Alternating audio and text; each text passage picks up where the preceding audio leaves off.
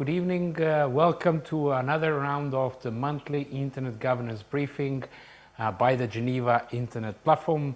Today, obviously, we'll cover what has happened in October. For those of you that might be new to this webinar, a brief outline of how it's going to go. So we'll firstly run through the main trends of the previous month. That means the buzz topic, the trending topic of the last month. We'll have some guests with us today. Then we'll look into other developments of the month, what we call the barometer, where the pressure was rather high. After that, we'll go into a sneak peek on what's happening in November when it comes to the major events that are coming and something we will be following at the Digital Watch. And lastly, we'll let you know what you can expect from Diplo in the next month. Throughout this webinar, we do hope to get your reflections, your comments, your questions. So feel free to use chat to the extent you wish. My colleague Susonia will be there as a chat moderator to channel some of the input, some of your reflections, comments, and experiences back into the main discussion. Let me move straight to the first part of the webinar, which is what were the major trends that we identified in October. And this time we have focused on two particular major trends. One is the decision of the agreement within the OECD, a club of mainly rich countries with a lot of partners, which have managed to come up to an agreement about taxes. We'll get into details of that. We'll particularly cover what is the digital component of this agreement. The second trend that we identified is the US-EU Trade and Technology Council, or discussion between the US and EU, which touch upon a number of very interesting digital issues. You might notice that we didn't put Facebook as one of the trends of the month, even though it is a huge buzz in the global media. The reason for that is not because it's not important, it is, and we'll cover it a little bit through the barometer part. But it is that Facebook is actually an example that we can use throughout discussions on major topics and other developments, which we will heavily use today. And by the way, I invite you to also reflect as a cross-cutting example. Let's move straight to the first trend of the month, which is the OECD taxes. It is an agreement of 136 countries about the new global corporate tax rules. There are a couple of little bit of confusing bits of that, the pillar 1, pillar 2, and this agreement definitely impacts some of the big companies and the work of the big and smaller tech companies. But without having me into the shoes of explaining that, we invited our colleague and a senior researcher, Marilia Maciel, who will join us today to try to explain what has actually happened and why this is relevant and what we can expect and so on. So let me bring Marilia in, and let's maybe try to decode some of the major aspects. Marilia, welcome, and it's glad to have you with us. Hello, Vlada. It's a pleasure to be here. Hello to everyone who is following us. Actually, this is a very heavy and busy month when it comes to developments related to the digital economy.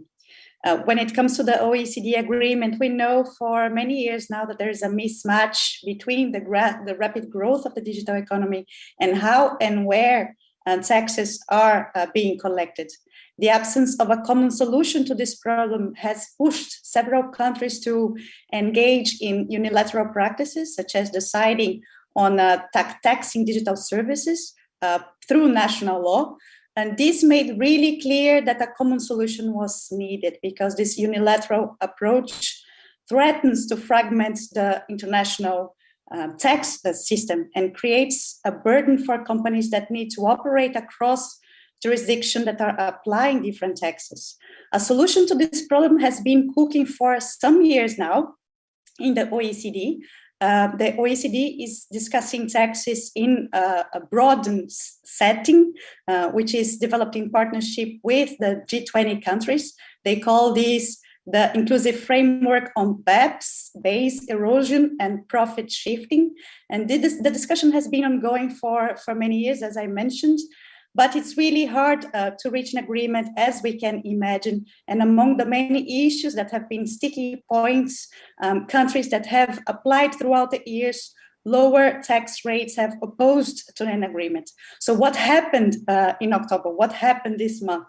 And this month is a very important landmark because 136 countries, they finally agreed on a tax that will bring about a major reform on the international tax system. And they finalized to agree the text of a statement on a two-pillar solution to address tax challenges arising from the digital economy. And they have also agreed on an implementation plan.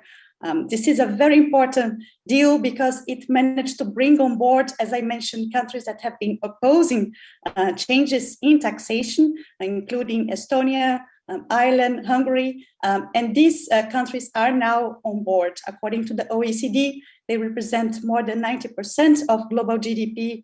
Therefore, is an agreement that has not only broad political, but also economic importance to the world. Thanks, Marilia. It's good that you also explain a little bit of a context of why this whole discussion with taxes is important, and that you mentioned that also it is sort of a beneficial for companies to know what are the rules of the road. Now, if we understood correctly, some sort of agreement says that now the taxes that will be paid by the companies will be distributed in a specific way. Something goes to the local law enforcement, local authorities, the tax authorities. Something goes to the where the users are, and so it seems a little bit with this pillar one, pillar two confusion. So a very practical question: where will the money go? As the illustration behind me shows, how can we, particularly the users, how can we see where these taxes will actually end up? Actually, as I mentioned, the solution is based on two pillars. So pillar one is concerned with how to distribute the profits from the companies in a more fair way. And in practice, what it means is that there will be a reallocation of profits from to markets where these companies operate, but they do not necessarily have a physical presence. And physical presence traditionally has been a very important criteria when it comes to applying taxes. And taxes will apply even if the companies do not have a physical presence. So in general, this reallocation will take place. But what will happen on technical terms? It's important to bear in mind that in terms of pillar one, only a very small set of companies will be covered by the rules in pillar one. We are talking about companies that make more than 20 billion euros. This covers companies such as Facebook, Apple, Microsoft, and so on. In addition to that, this will cover companies that make profitability above 10%. And this is companies that are highly profitable. And when they cross this 10% threshold, then 25% of what they have as profit will go into a common pool. And countries will have the right to apply to receive some money that has been placed in this common pool. A very complex calculation will take place to know how much countries will receive, but this formula will take into account not only economic activity, but also the GDP of the country. In general, the OECD estimates that 100 billion will be reallocated to different countries because of the new rules that have been put in place in pillar one. Pillar two is actually the one that we have been talking about more in the media. And what it aims is to ensure a healthier competition between countries when it comes to the taxation system. So according to pillar two, countries cannot apply less than 15% tax. We know that some countries have applied less than that, such as Ireland, for instance. That's why these countries have been very attractive to companies. But the baseline for all countries that are part of the agreement will be 15%. This is a detail, but it is a very important detail because the text that we have seen in July, it mentioned that 50% will be the common denominator, but it opened the door for countries to renegotiate this 50% later on and perhaps apply a little bit more, 20%, for instance. But now the text is very precise. So 50% will be the rate, and there is no renegotiation of this number in the foreseeable future. This was an important concession to bring on board countries that were against the agreement, such as Ireland, because they will increase their taxation a little bit, but not by a large margin, and they can foresee already what that taxation will be. Pillar 2 will encompass a large number of companies that make more than 750 million in revenue. So there are more companies that are encompassed, and digital companies as well. Thanks a lot. I think it's quite an interesting, maybe change in or leveling the play field. You mentioned that the countries that were around the table put together about 90% of the global economy. But what happens with developing countries? And I mean, let's put ourselves in the shoes of whatever citizens in Mauritius, which are using Facebook, and they might say, yes, we contribute to the revenue of Facebook, we give data, whatever. How will the position of developing countries actually play in that? What possible impact will that make on developing countries? Well, the first thing that we should recognize is this creates a very important update on the traditional understanding of how tax law applies worldwide. So it creates more fairness in the sense that it's not because a company, Facebook, for instance, doesn't have headquarters in Mauritius, that Mauritius will not be entitled to collect tax. If citizens from Mauritius are using Facebook, then Mauritius could apply, for instance, to receive some of this money that will be allocated to the pool. So it does change something for developing countries. However, there's a lot of criticism that is emerging as well, because, as I mentioned, the companies that will fall under Pillar 1 are companies that are very, very large. There is an organization that has tried to count the number of companies that would be encompassed in Pillar 1, and they could find only 69 very, very highly profitable multinationals around the world. So we are talking about a subset of companies. And there is a lot of criticism from developing countries too of this allocation of the 50%. They expected that this number would be higher. 20% was what some developing countries had in mind. And this goes hand in hand with an important report that was published this year too by a UN group of experts on financial accountability and transparency. They studied the case and they actually recommended that this global tax should fall somewhere between 20 and 30%. Therefore, the 50% is less than expected by developing countries. And in fact, developed countries already apply an average of 23% of tax. Therefore, the countries that have been tax havens, they will probably continue to be, but because it's unlikely that these countries will be able to lower the tax much more than that. So the critics of the proposal, they say that the situation changes, but not that much. And we need to see how this calculation of money from the pool coming to different countries will take place. And some people have tried to calculate that, and they have come to the conclusion that developing countries will receive 0.025% of their collective GDP. So it's not a lot. But as I mentioned, there's a lot of details that need to be ironed out when it comes of calculating the monies that will be assigned to different countries. So we will need to see how this agreement will be implemented in the future. And there's a lot of technical work to be done behind this proposal as well. Thanks a lot. It's a great overview. I leave it to questions in the chat. But before I open for the chat, I wanted to bring another important event that is sort of linked with that. And that was the meeting of the G7 trade ministers, which were discussing the digital trade in general. How does that link to the OECD decision and discussions, and maybe the broader context of the WTO negotiations on e-commerce and all of that? What has actually happened when it comes to G7? Well, as I mentioned, it was a busy month when it comes to developments in the digital economy. And the G7 countries, which is United States, Japan, and Germany, UK, France, Italy, and Canada, they have agreed on digital trade principles, and this happened very recently, last Friday. So what these principles are some sort of a wish list of what these countries would like to see in global agreements when it comes to digital trade. They touch upon several topics such as open digital markets, free data flows, safeguards for workers and consumers, the digital trading system as a whole. And it's a very interesting document. The principles, they are formulated rather broadly. However, they show where the policy of these countries is moving towards.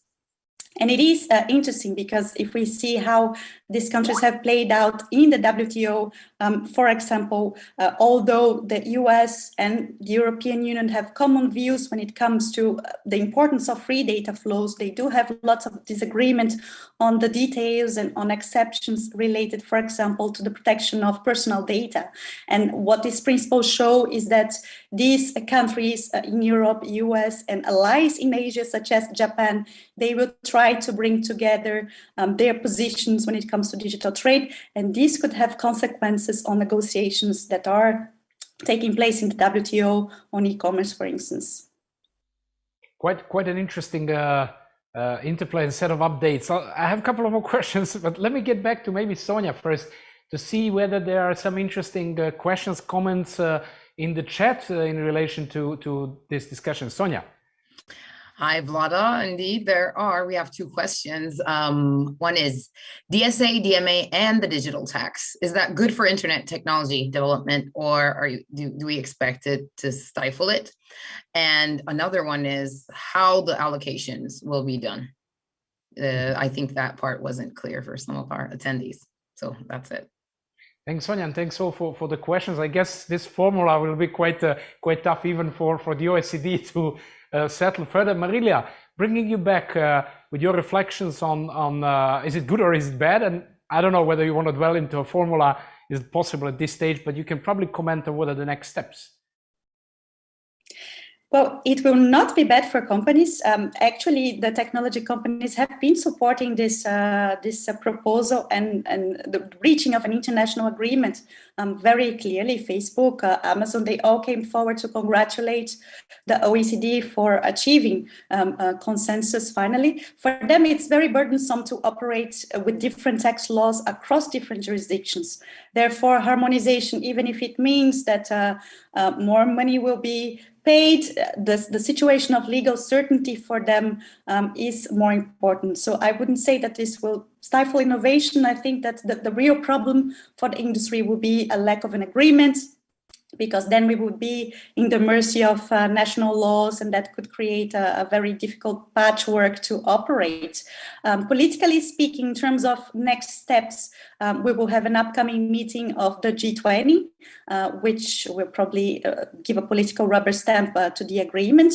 And then the next developments will happen next year. Pillar 1 will need a treaty to be operational. So this treaty will be negotiated in 2022.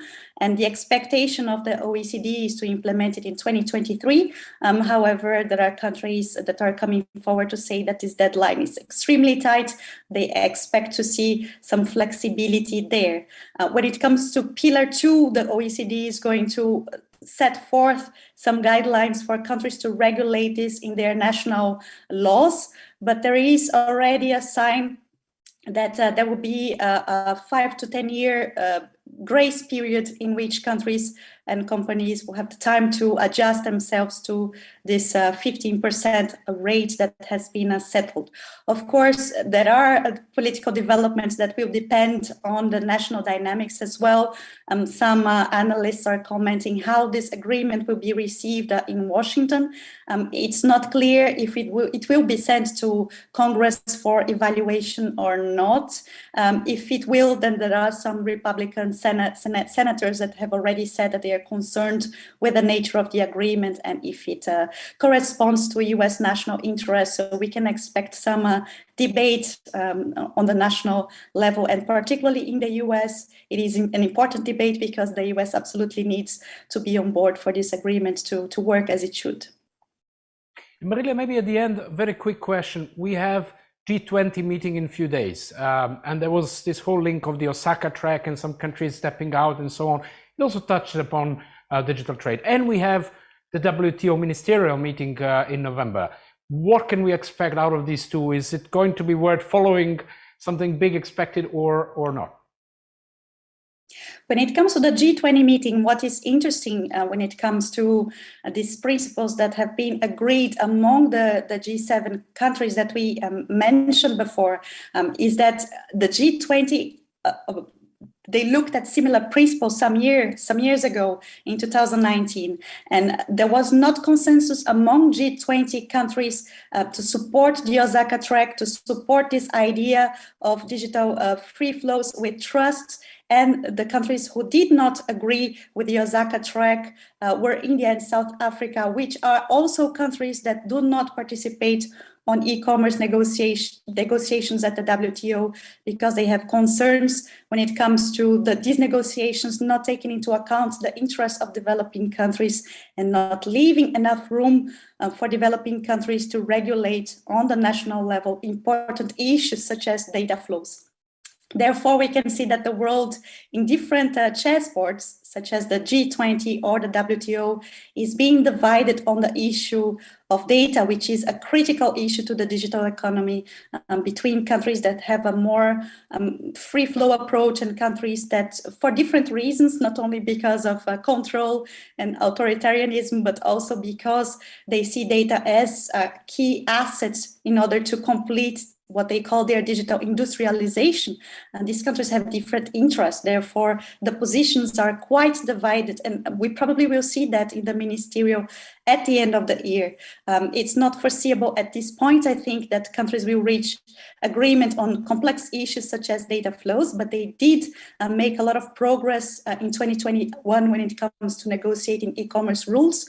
So we can expect that some text will be available for negotiation in the ministerial, and certainly these negotiations on data flows will continue after the ministerial, and it will be an important topic in which, as I mentioned, the world is beginning to be divided. Thanks a lot. Well, at least some good news and optimism, and we'll be following this topic and the general discussion in the next editions, I'm sure, and on a digital watch. And I guess this is the right moment to mention Diplo also has a new course which is related, the online course which is related to digital trade, all these issues. So stay tuned. Thank you, Marilia, for joining us. And we're moving to the second topic on the agenda, or second trend of the month, if you wish. And that is actually somewhat related across the ocean, and also related to this broader set of topics, which is the US-EU Trade and Technology Council, which took place. There were negotiations and general framing of a number of issues, including semiconductors, AI, expert technologies, and so on. So with that, I'll bring my colleague Pavlina, who is also our representative in the US, in Washington, D.C., so probably best place to help us go into what actually happened during these negotiations. Pavlina, welcome on board. And maybe a quick question at the beginning. So what was this whole TTC about, and what came out in a summary? Thank you, Vlada, and thank you for giving me the opportunity to talk about TTC.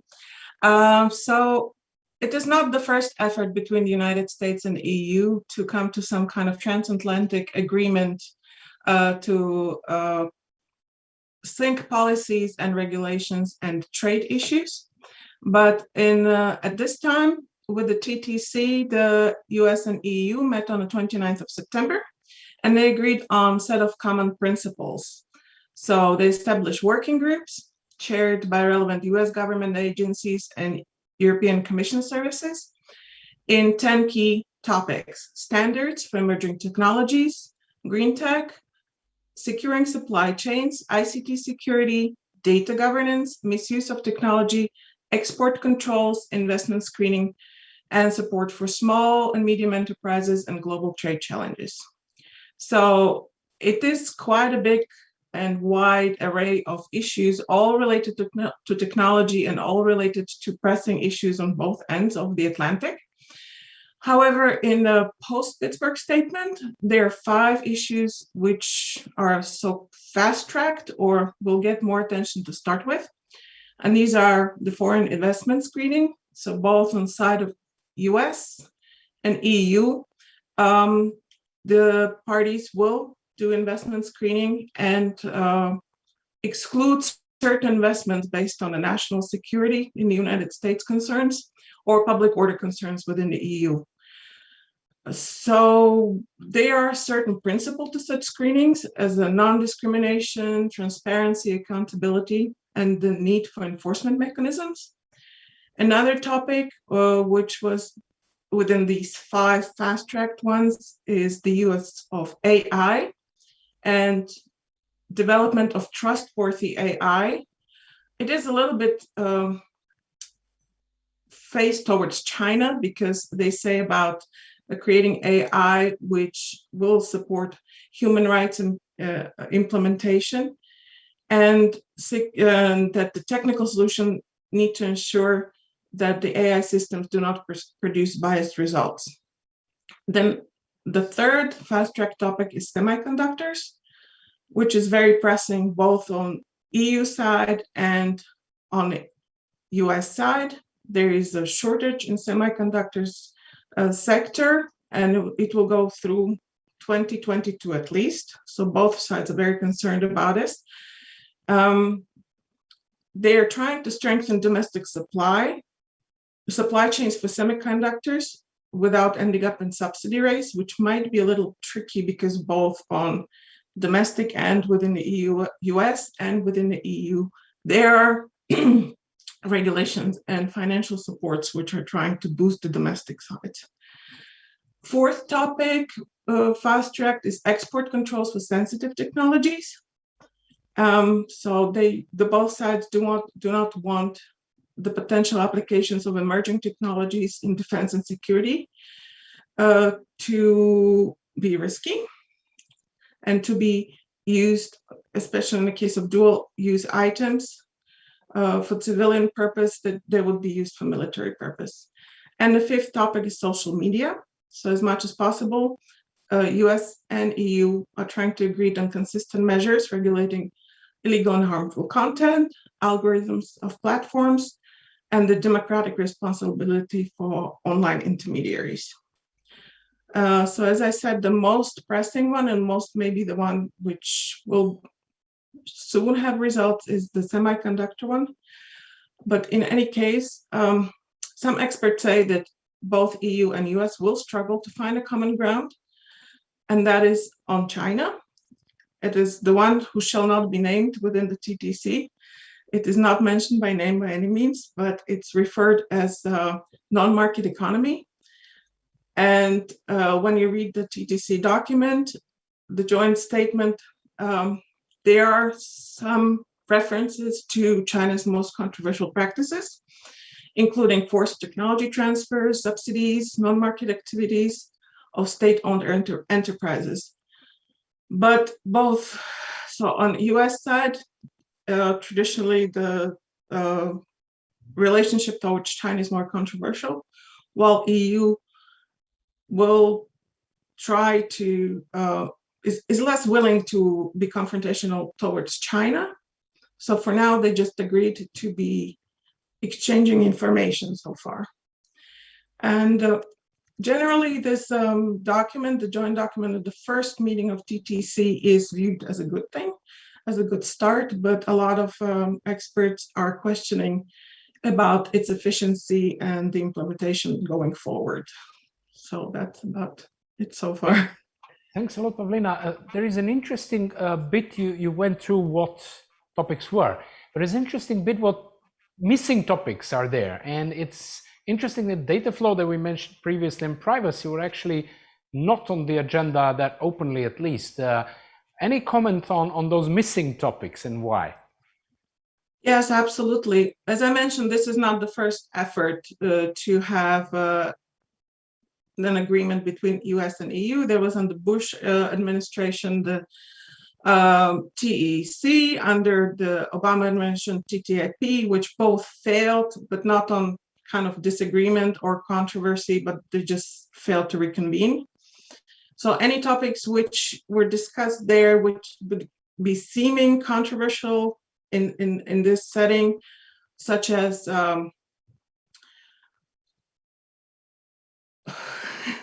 tariffs on aluminum and steel. US has not lifted the Trump era tariffs for so far. Any kind of food, because some of the experts say that the previous TTIP basically failed on chlorinated chicken. And another topic which was purposely taken out, as you mentioned, by the EU is the personal data transfers, and it is being negotiated separately. So the negotiations are ongoing. Some say the results will be already available at the end of this year, but the TTC was structured in such a way that it did not go into the issues which were obviously would lead to its failure. Now that's an interesting setting. Yeah, they started with let's say the easier topics.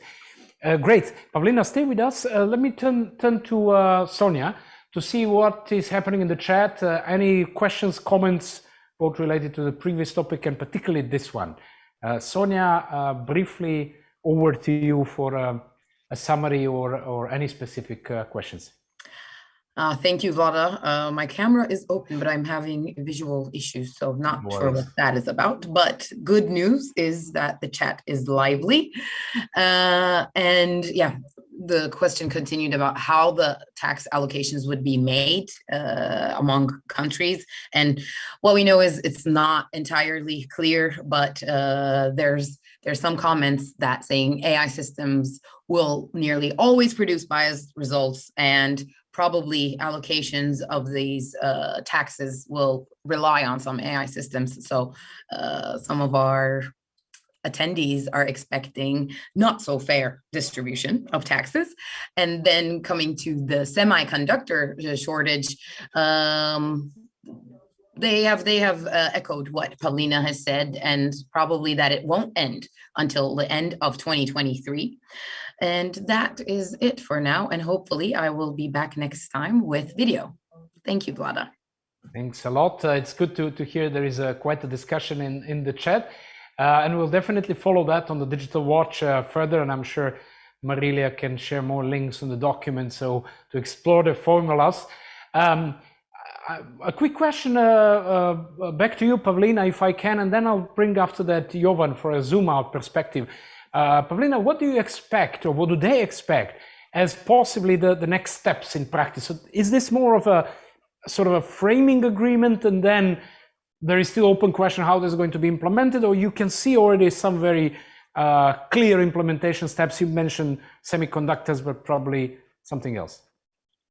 Yeah, so in the 5 areas I mentioned, those are fast-tracked, and while the TTC doesn't say how often it should meet and such, it is expected that in the first quarter of 2022, there will be some kind of outcome. But in any case, like previously, the devil lies in details here. So the more the negotiations go on, the more detailed the discussions become, the more diverse the opinions are on the US and EU side on the subject matter. So it is a matter of seeing how far both sides are able to come together on a certain issue. Of course, with, for example, for semiconductors, there's a certain pressure to do so, unlike in some more wider topic like climate change and green tech, which was not fast-tracked. But it is a general understanding that the further it goes, the better it is, of course, but the more issues there'll be in negotiations. Thanks, Pavlina. And if nothing, it seems as a signal that EU and US are approaching in a way again and coming closer to some common agendas. Thanks, Pavlina, for joining. And I'll try to bring in Jovan now with, as we got used to during the meetings, with a zoom out perspective of how does it all play as a sort of a geopolitics of digital discussions. And Jovan, we promised that we will bring in a bit of Facebook as an example throughout this, as a cross-cutting example. So I leave it to you, Jovan. Ciao, Vlada. Hi. Great visuals today. I was really impressed by this new comics and thank you for this. And what one can add to excellent presentation and summaries by Marilia and Pavlina is the element that in economic field, separate regulatory areas like trade, fiscal policy, competition policy, and now data are coming in closer proximity. We saw it already during the crisis in Greece, a few years ago, that you cannot have a clear division between, let's say, trade policy and fiscal policy. And I think that digitalization will accelerate need to at least synchronization, or if not even convergence or harmonization of this separate policy fields on national, regional, and global levels. Therefore, you cannot just regulate trade without having some fiscal regulation. This is coming clear from G20. This is the first point. The second point, which is interesting, is related to US-EU dynamics. As Pavlina indicated, very complex dynamics, but I would argue that there is a rapprochement via G20 because via OECD. One of the most controversial issues in the relation between US and EU was taxation of digital companies. And this is a big issue in Brussels, and there's been a big issue between two actors. And I would argue that it will bring more warmer digital policy relation between Washington and Brussels in particular. This is important development. I think we should highlight that. And that could be probably building block for more convergences in other areas, especially data and AI. AI, if you read a part of the TTC on AI, you just have this wording, each party acknowledges its own policies, and you can see that there is a difference. Therefore, this is important development. And third development related to Facebook, and also this fifth policy priority in TTC, social media, is also impact on the global policy making. If you go through Facebook policy papers, you will find a few echoing words. One is misinformation, focused mainly on the 6th of January, what's happened in DC, but also on the questions of misinformation in the context of the major conflicts. Traditionally, the case of Myanmar, but now Ethiopia, Middle East, and other places. Therefore, there will be increasing pressure, and that would be collateral impact of the Facebook crisis, which we are seeing, will be increasing pressure for some sort of content policy regulation. It is a very controversial issue, and it was usually more let's say, China, Russia were arguing for that, but there is now more and more pressure coming from the developed countries for some sort of content policy. It was also highlighted in UN Secretary General statement during the UNGA and in his report, Our Common Agenda, that something has to be done with the case of misinformation. Therefore, that will be obviously highly controversial topic because it has impact on question of human rights, democracy, censorship, and other areas. But one of the impacts of the Facebook paper crisis will be increasing pressure for some sort of content policy on the global level. Therefore, 3 points: convergence of previously separated economic fields, trade, fiscal, competition policy, data. Second point, rapprochement, I would say, on digital between US and EU via tax policy, which will have a spillover effect on the other fields. And third point is impact of the Facebook crisis on the global regulation on the content and misinformation. Over to you. Thank you, Johan. A quick question back to you. When you mentioned this rapprochement of EU and US, do you see that would actually cause a rift, bigger rift between them and, let's say, China, Russia on one hand, or actually discussions within the OECD and maybe in WTO could bring them all together on at least one of the topics? Well, you have a diverse geometry in global politics. You see, for example, what we are following in the cyber detente, that there is exchange between Russia and the United States on one of the pillars of cyber detente, which was initiated in Geneva, on the cybersecurity cooperation. Not that visible, but they started communicating. Therefore, you have so many diverse processes, but that even we at Diplo, we have been mapping these processes for almost 2 decades. Next year, we'll celebrate in 20 years, but it's really difficult to follow what's going on. It is definitely that there will be, with the tax deal, will reduce, will shrink a bit of Atlantic Ocean, in politically speaking, obviously. And it will create more reasons for convergence between transatlantic convergence. Whether it is going to be against China in the economic field and Russia in the security field, it remains to be seen. There are some arguments that digital containment policy, which is replica of the canons, the traditional X telegram and the containment of Soviet Union, may not work because of integration of all of these countries in global economy.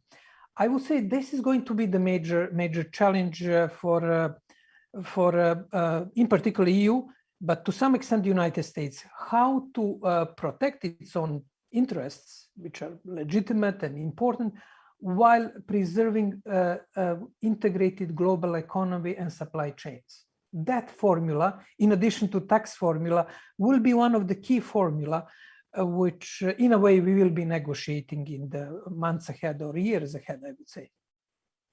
Thank you, Jovan. And maybe quickly adding to that, the security component is that what we'll most likely see is the first joint resolution to the General Assembly by US and Russia when it comes to the cyber norms dialogue and supporting the agreements of the GG Open-Ended Working Group. We'll get back to that later and in the next rounds, but thanks for a bit of optimism at least, and greetings to Geneva. And now, before passing to the barometer, I must get back to Sonia, not only to check the camera, whether it works again, but I'm sure there were quite some feedbacks in the chat. So a quick run through the chat, Sonia, if you wish, even if it's without camera. I hate to disappoint, but at this time, nothing new. Okay, thanks a lot. Continue discussing in the chat, and in the meantime, we move on with from trends to covering the barometer, or what is actually the pressure in different areas in the previous month. And I'm glad to invite my colleague Andreana to join me. So Andreana, welcome, and Thank you, leaving it to you to maybe run through quickly where was the pressure high in the previous month. Over to you. Thank you. Will do. This month we had a few topics that even popped up in the previous discussion on trends. Security was high, e-commerce naturally, and infrastructure due to one very significant development, as well as content policy. So let's go into all of these very briefly, because we already mentioned a lot of them. As far as security goes, the USA convened this counter-ransomware initiative. It was the first meeting of the initiative, so bear in mind there will be more meetings. The first one was attended by 30 countries and the EU and the US, of course, but did not include Russia. And this is something that was very covered in the media. The initiative happened, Russia was not there. But as Jovan already mentioned, we do follow the cyber detente quite closely. And this wasn't a surprise to us, at least. I remember writing this paragraph, and I know Pavlina can back me up on this, on the 12th of October saying, well, should Russia even be invited? Because consistently, Russian officials have been saying, in our bilateral cyber talks, the US has been focusing on ransomware. Now, this is not something that Russia is particularly keen to talk about in specific details, because Russia also wants other topics on the agenda. Therefore, the point of inviting Russia to this initiative would be strict diplomacy, which already is happening bilaterally. Therefore, their absence was not a surprise to us. Now, what actually happened at the summit was 4 broad topics of discussion chaired by India, Australia, UK, and Germany in this order: resilience, disruption, virtual currency, and diplomacy. The countries came out with 13 complementary efforts that we will cover in more detail in our monthly newsletter out next week, so keep an eye on that. I will skip e-commerce and the internet economy because we already spoke in detail about the OECD tax deal and the TTC in our trends section. As far as infrastructure goes, if you are on Facebook, WhatsApp or Instagram, you already know that they suffered major outage on the 4th of October. The reason is that they were locked out of their own apartment, so to say.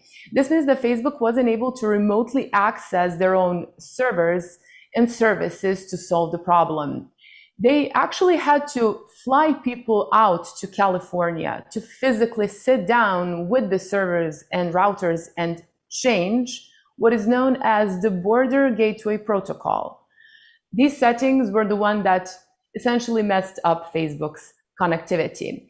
Now, there are 4 possible scenarios that led to Facebook's longest downtime ever, and these were a simple technical mistake, an insider reacting to the whistleblower's evidence, a cyber attack, or an intentional outage. We still don't know if any of these scenarios is correct, but you can, my colleague Sonia, I assume, dropped the link in the chat. You can read our blog post on it and perhaps decide on your own which scenario is the most plausible one. And finally, we move to content policy. Of course, Facebook has been in the media quite a lot. They haven't been having a good month. And what started off this month was that the whistleblower Frances Haugen came out to say that she was the one that gave the documents over to the Wall Street Journal. And she testified in Congress saying that Facebook cares more about profit than it cares about their users. She essentially accused the company of harming children's mental health and not disclosing this, as well as amplifying division, extremism, and polarization among their users. She called on Congress to take action and added that Facebook has this closed design, which means that it has no oversight, even from its own oversight board. Now, the oversight board did also say that they would like more transparency from Facebook. This followed the testimony. And I assume that you probably knew all of that. But here's what happened yesterday. This same whistleblower testified in the UK. And it was a testimony about Facebook's practices because the UK is currently working on an online safety bill. And what she said there is that regulators don't have a lot of time to curtail the spread of hateful and harmful content. Here's something that's even more interesting. Exactly 7 days before she testified, another Facebook whistleblower testified, but this is not someone who came out recently as with data. This woman came out even earlier. Her name is Sophie Zhang, and she also testified at the same subcommittee that is currently debating online safety bill. And if you thought that, that's it, they have 2 whistleblowers, no, there will be another one, because we have found out that another former Facebook employee is anonymously fielding a complaint against the company to the SEC. This happened on the 22nd of October, and according to media reports, they're also claiming that Facebook cares more about profit than their own users. It's not still the end of the month, the bad month for Facebook, because a coalition of 17 newspapers are preparing and publishing the Facebook papers, which Jovan already mentioned. Some of the coverage is, for example, that Mark Zuckerberg himself personally signed off on censorship demands from the Vietnamese government, that Facebook is having a lack of language-specific moderation, which stopped it from properly addressing moderation issues, that Facebook is struggling with many dialects of Arabic, and that company gave fewer moderation resources to markets outside the US. Facebook will probably be changing its name, we also heard, so we will definitely be hearing more from the company itself. The alleged name change will reflect their new aspiration to become a metaverse company, and we will probably hear more about this from the CEO himself on Thursday, so in 2 days. I would conclude the barometer now and move to the next part of our briefing, which are the events we will see next month, globally speaking. What popped off on our calendar was the G20 Leader Summit, which we also mentioned. One of the pillars of the summit is our people, and bridging the digital divide and making digitalization opportunity are among the expected topics of discussion. Then we have the second GPAI Summit, which will aim to lay the foundation for a new stage in developing responsible AI and adoption of trustworthy AI. The Paris Peace Forum will support 80 projects through its showcase, and some of these will tackle better governing the digital world. These will include projects on new digital tools, strengthening capacity building, cybersecurity, welcoming and regulating AI, and fighting fake news. And towards the end of the month and going a bit into December, we have the WTO Ministerial Conference, also mentioned during our trends segment, and we will see e-commerce and probably data on the agenda. Now, I always select a few events for this section of the briefing, but there are always many, many more on the Digital Watch. For November, over 60, I believe. So I invite you to visit dig.watch/events and see if there are any events that we might have missed in our coverage. And if you can think of any on top of your head right now, use the chat and type #events, and Sonia will pick it up. We'll add it to the observatory. But don't close your calendars yet, because we are going to Geneva to my colleague Marco, who will tell us about what Diplo has planned in terms of events, but also our courses and our newsletters. Marco, over to you. Thank you, Adriana. As you said, November is a very busy month when it comes to digital developments, and when it comes also to updates and developments from the Diplo side. So let us start with what to expect from us when it comes to events. On the 29th of October this week, we have our historical journey, radio and TV broadcasting diplomacy going live. On the 2nd of November, we will have our monthly web debate with a thought-provoking topic and title, International Organizations, Independence Under Threat. On the 3rd of November, we will have our Harnessing AI's Power for Health event. And the following week, we will also hold our capacity building on e-commerce event, building on the lessons and the solutions that we have been learned and put into practice when it comes to capacity building on e-commerce. On the 25th of November, we will also have our following historical journey, computers, internet, and social media and diplomacy.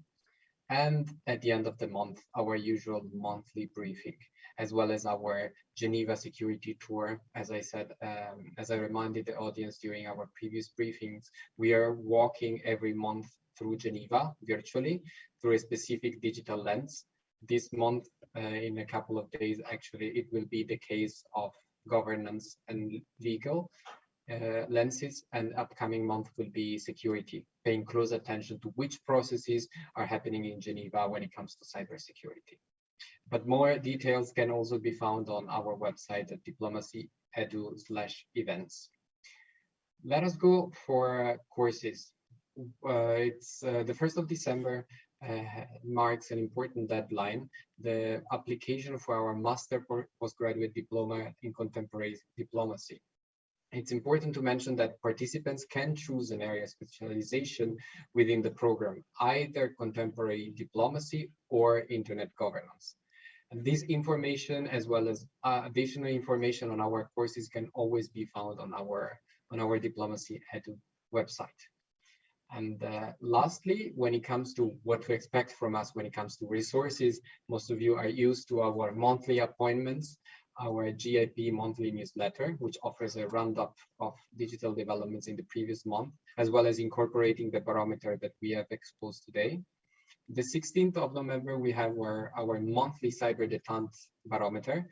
For those of you who are interested in cybersecurity and want to keep track of which developments have gained importance, what has gained relevance, or what has lost it in the field specifically of cybersecurity. And every Friday, if you really want to stay on top of digital developments, we publish our Digital Watch Weekly Digest. All these resources can be accessed on our Digital Watch website, newsletter/subscribe, as well as all the developments for all our internet governance taxonomy, where we update daily every issue. That would be all from the Diplo and Geneva Internet Platform side. Andriana, the floor is back to you. Thank you very much, Marco, for those updates. I guess this brings us to the end of the briefing, doesn't it? Thanks a lot, Marco. Important bit is that the next monthly briefing is obviously last Tuesday of the month again, and that is the 30th of November. Now, note the winter time change. We remain in the CET, so it will be 14 CET, which I think converts to 13 UTC. For the 30th of November, but I mean, get back to the website. Certainly more information you can find on the Digital Watch, including the regional updates, the coverage of the topic and all of that, and the newsletter. And the newsletter will be out next week if we're speaking about the monthly one, but keep an eye out every Friday for our weekly update. Thank you again, and see you on 30th of November. Which is my birthday. Bye-bye. Bye-bye.